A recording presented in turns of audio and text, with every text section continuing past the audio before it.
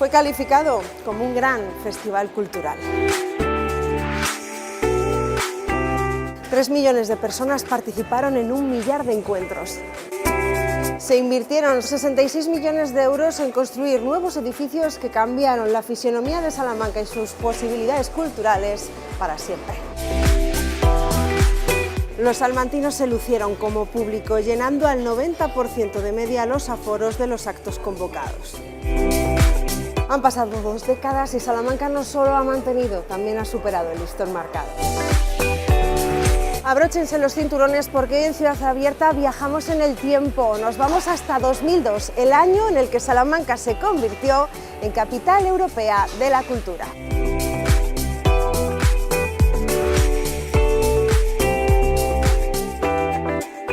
El 2002, entre otros aspectos, se hizo tangible en Salamanca en forma de espacios culturales. El Arroyo de Santo Domingo, el Domus Artium 2002, el Museo de Automoción, el Centro de Artes Escénicas y de la Música, el multiuso Sánchez Paraíso y, por supuesto, el Teatro Liceo, lugar en el que nos detenemos y que hoy, como a muchos, sirve de escenario a este Ciudad Abierta para hablar del 20 aniversario de la capitalidad europea de la cultura. En él recibimos en primer lugar al alcalde de Salamanca, Carlos García Carballo, para hablar de un aniversario que no cumplimos de cualquier manera y que nos llega justo con el honor de presidir el Grupo de Ciudades Patrimonio de la Humanidad. No podía ser de mejor manera. Son felices coincidencias. En este año celebramos ese 20º aniversario de la capitalidad cultural europea de Salamanca, que fue un hito muy señalado en la historia de nuestra ciudad. Ostentamos la presidencia del Grupo de Ciudades Patrimonio y además celebramos el 5º centenario del fallecimiento de León Antonio de Nebrija, ilustre humanista tan vinculado a Salamanca. Tenemos que aprovechar estos acontecimientos para seguir colocando a Salamanca en la vanguardia, en la primera línea de la oferta cultural. Por eso fue tan importante la capitalidad cultural de 2002. Yo recuerdo en su día las edades del hombre que nos abrieron los ojos a la ciudad de Salamanca sobre las posibilidades culturales y turísticas de nuestra ciudad, y luego el 2002, que supuso un gran espaldarazo porque se construyeron las grandes infraestructuras culturales, otras se rehabilitaron, se creó una potente oferta cultural y de eso y mucho más estamos viviendo ahora. Esto ya es marca Salamanca, la cultura vinculada a nuestra ciudad, una gran producción artística y cultural, compañías propias, orquestas salmantinas, coros salmantinos, muy reconocidos y prestigiosos. Esto es lo que queremos poner en ebullición, estos 3 acontecimientos tan relevantes para que todo el mundo fije sus ojos en Salamanca.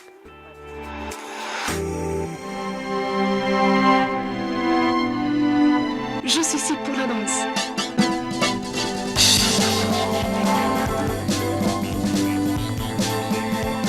Me for the music.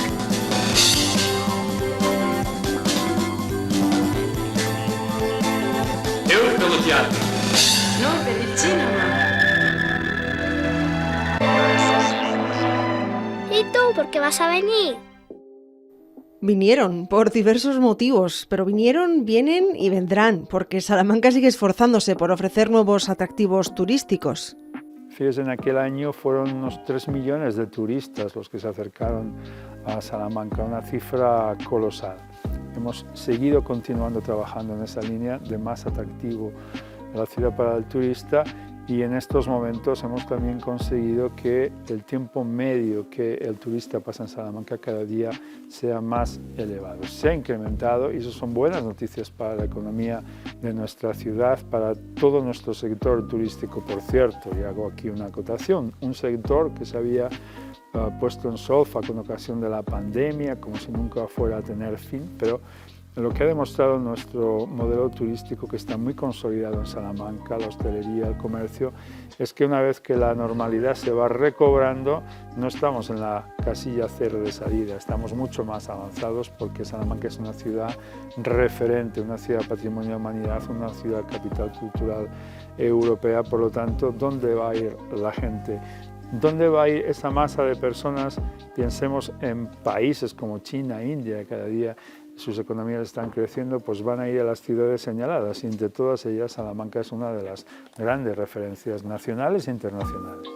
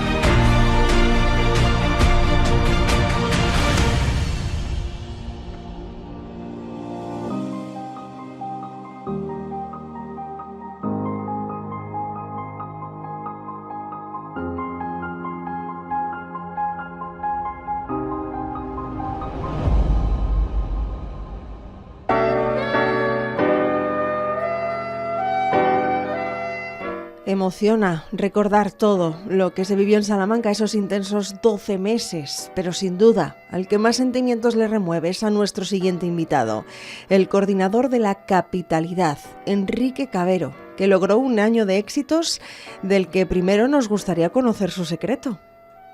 Yo creo que el secreto fue que la programación estaba muy adaptada a la ciudad, que había sido creada desde aquí, no se acudió a un mercado de la cultura o del espectáculo para comprarla, sino que se diseñó desde la propia ciudad, con los equipos técnicos, con las propuestas que se habían recibido, y finalmente que hubo una gran participación de los ciudadanos y ciudadanas de Salamanca que tenían gran ilusión con este acontecimiento, y eso se reflejó después en una participación que ha sido destacada con posterioridad como la más importante de las ciudades europeas de la cultura. Aquellos días el público salmantino se volcó desde el principio y participó activamente en todas las propuestas dadas, incluso en las más arriesgadas.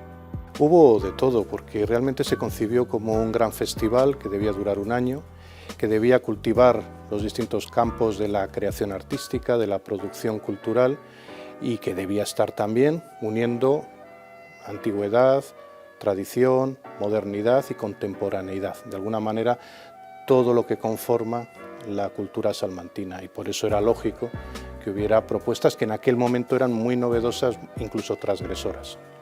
Fueron días sin horas suficientes, de 1000 llamadas y de escuchar hablar muchos idiomas a nuestro alrededor. Mucho esfuerzo que supongo que echando la vista atrás mereció la pena, Enrique. Sin duda alguna, fue un año muy especial que propició muchos cambios en Salamanca.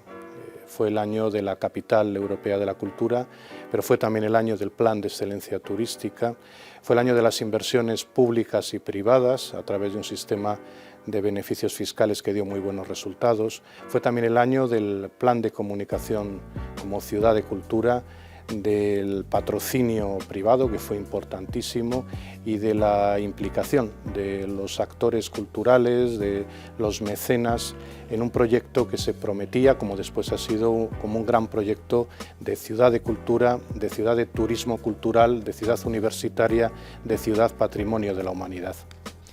Han transcurrido ya 20 años, pero supongo que en la memoria y en los recuerdos quedan muchas anécdotas. No sé si, Enrique, nos puedes contar alguna. Sí, han pasado 20 años, pero me parece que hubiese sido ayer. Ciertamente está todo muy cercano porque se vivió muy intensamente. Quizá te puedo contar una que tiene mucho que ver con una de las primeras actividades que se inauguraron, con la que empezamos el año, la exposición de Rodin en la sala de exposiciones, entonces renovada, remozada, inaugurada de Santo Domingo, y tuvo lugar porque el director del Museo Rodin vino a Salamanca, quería conocer la ciudad. La verdad es que venía, lo recibimos con, bueno, digamos, pocas ganas de poder hacer una exposición tan ambiciosa, tan importante. Era la primera vez que salían todas las obras de Rodin de París a otra ciudad, y estuve hablando con él, estuvimos cenando, le acompañé al hotel donde se iba a hospedar, le dejé sobre las 12, 12 y media de la noche y quedamos a las 8 y media de la mañana siguiente para dar una vuelta por la ciudad y buscar los espacios precisos. Pues bien, cuando llegué a las 8 y media me dijo, no es necesario que busquemos espacios precisos. Yo pensé a ver si ha decidido no hacerla, como venía con pocas ganas, y al final me dijo, ya lo he hecho. Llegué a la habitación con todo lo que habíamos estado hablando y a las 3 de la mañana, y me asentía su ayudante, salió del hotel, recorrió Salamanca por la noche y ya tenía diseñado a las 9 de la mañana el escenario de la exposición con sus dibujos, su idea, se había entusiasmado. Dijo, no conocía Salamanca y después de pasear por ella, de verla, de lo que nos habéis contado de la ciudad, creo que es el mejor lugar para hacer esta exposición.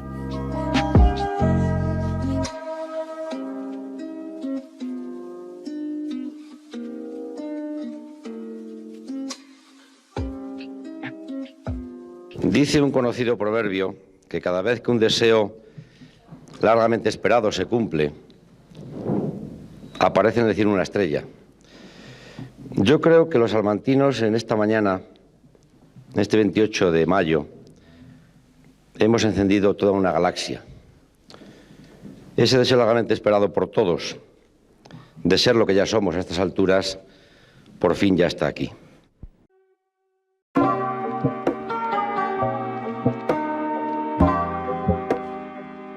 El trabajo de la Capitalidad Europea de 2002 comenzaba mucho antes. Desde 1998 se conocía que Salamanca ostentaba este título y se comenzó a trabajar. Una de las primeras personas que comenzó a trabajar fue nuestro siguiente protagonista, Fernando Bueno, el arquitecto que dio forma a este escenario que hoy nos recibe, el Teatro Liceo.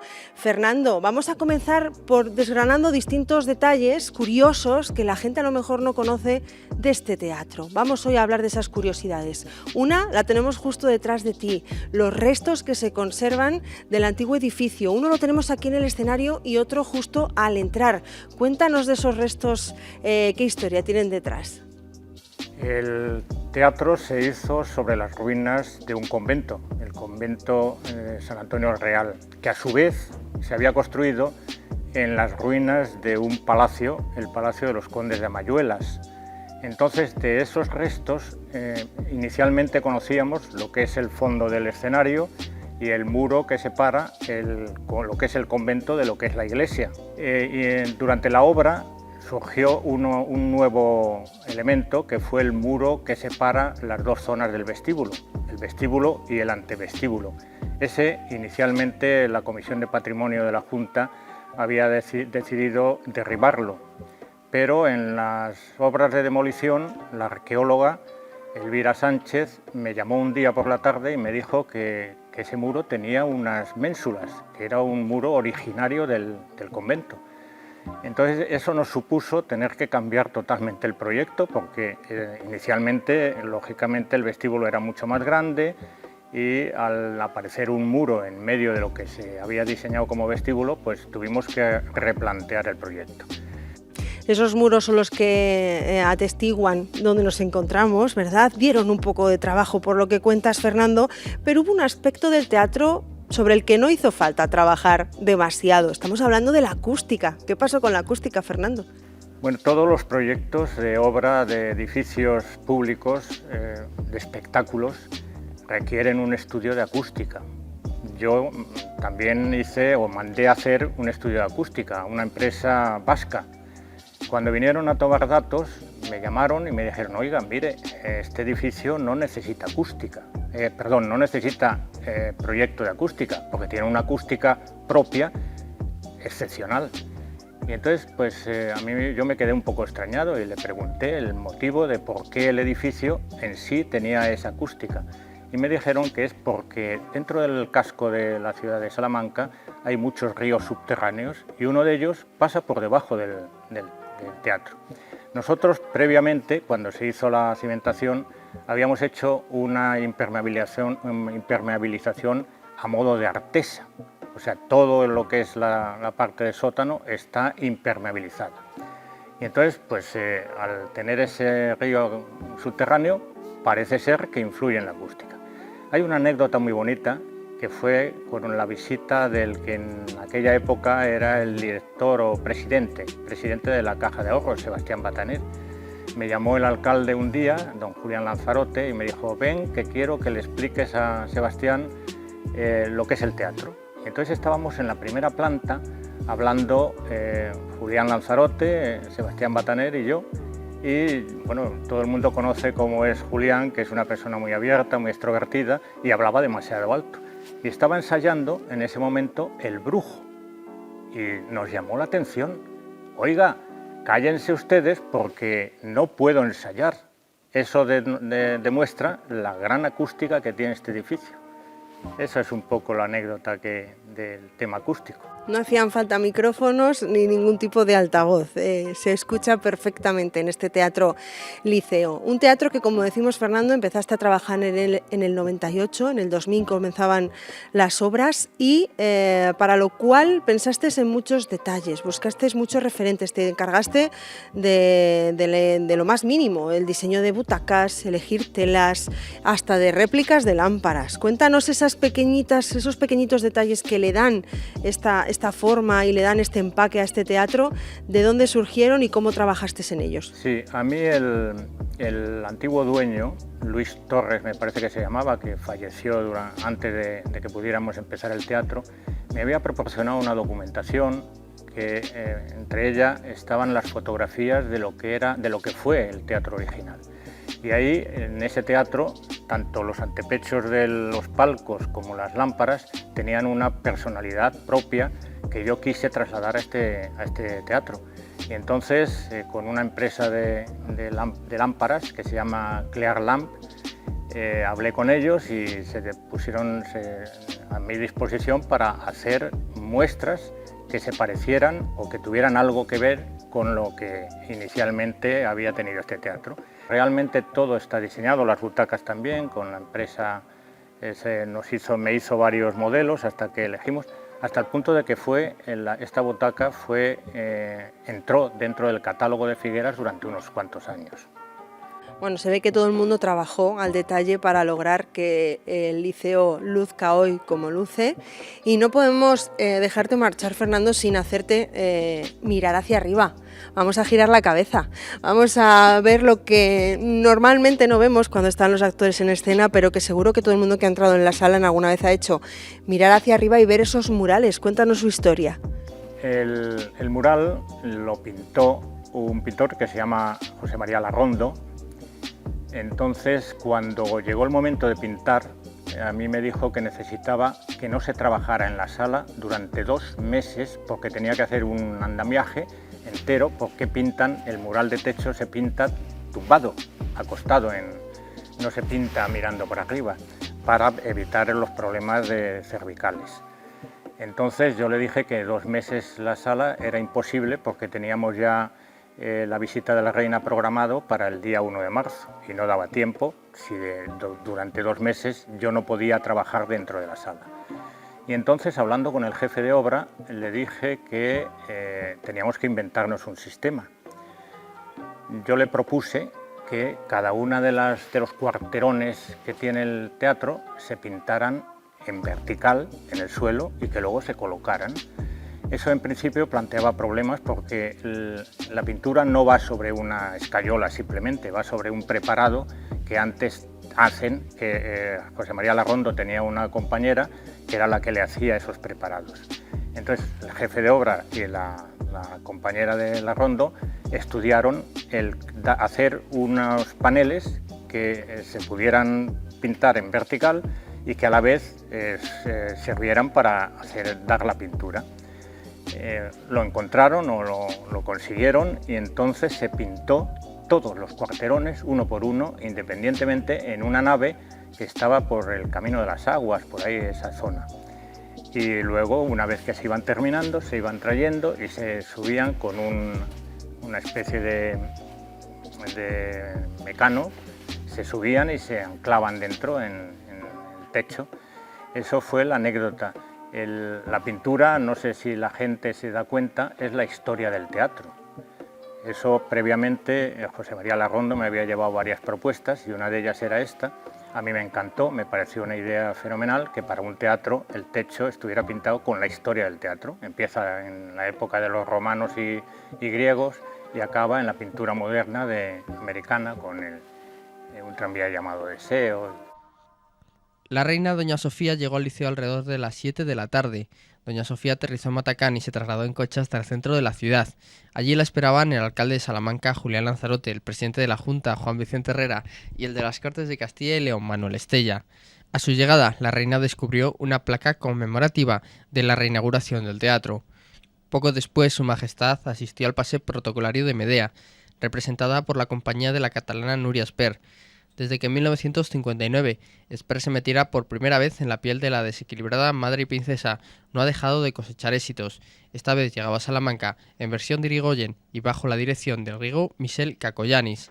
Cacoyanis, Eurípides y la propia Esper volvieron a formar una vez más un triángulo mágico en torno a la venganza más cruel que se ha visto alguna vez sobre el escenario.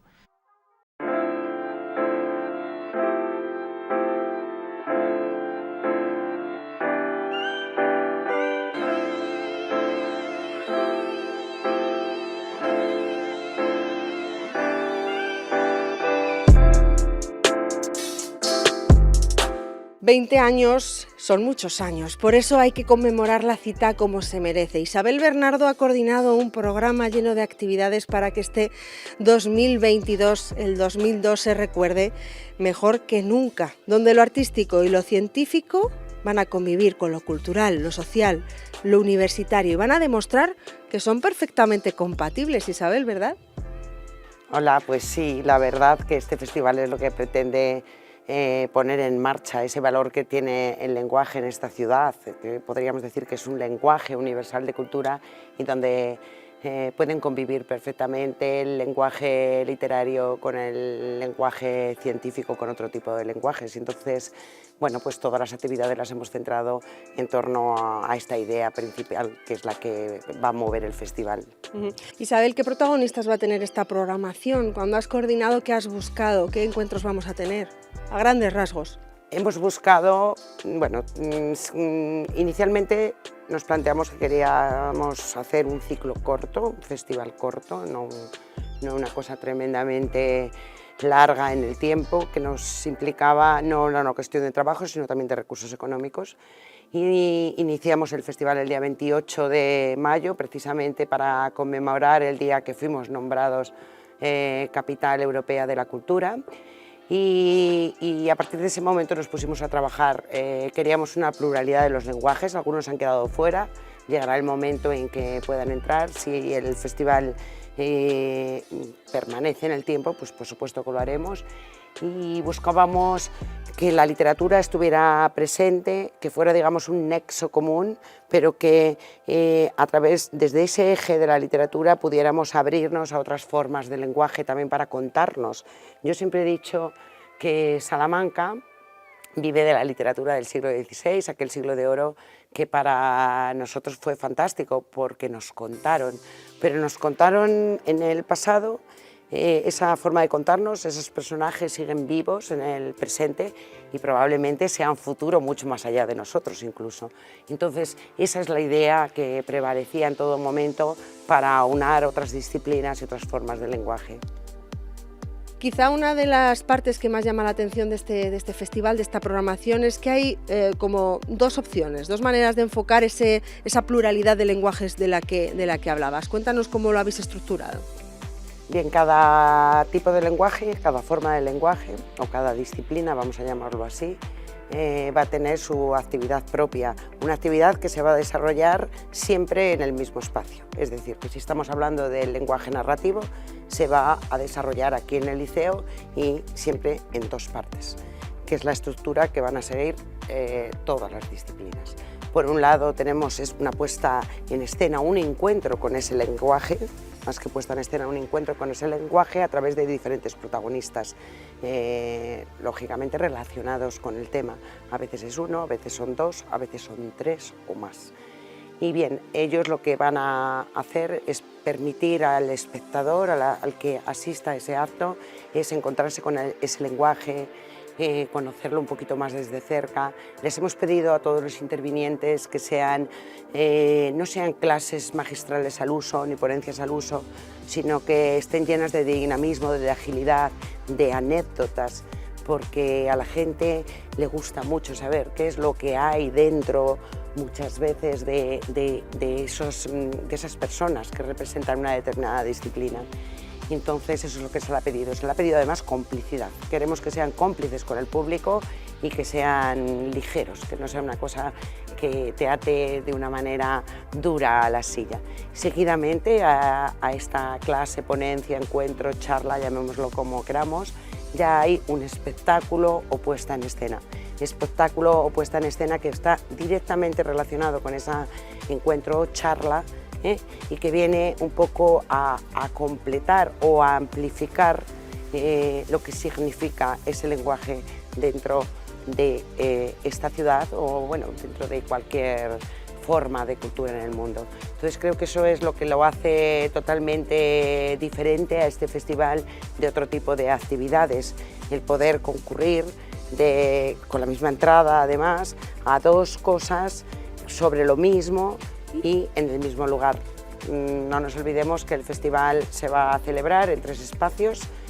Algunas de las actividades son aquí en el Teatro Liceo, otras en los jardines de Santo Domingo y queda una actividad para la Plaza Mayor que será grandiosa para poner en eco el lenguaje musical a través de Seila Blanco y la joven Orquesta Sinfónica Ciudad de Salamanca.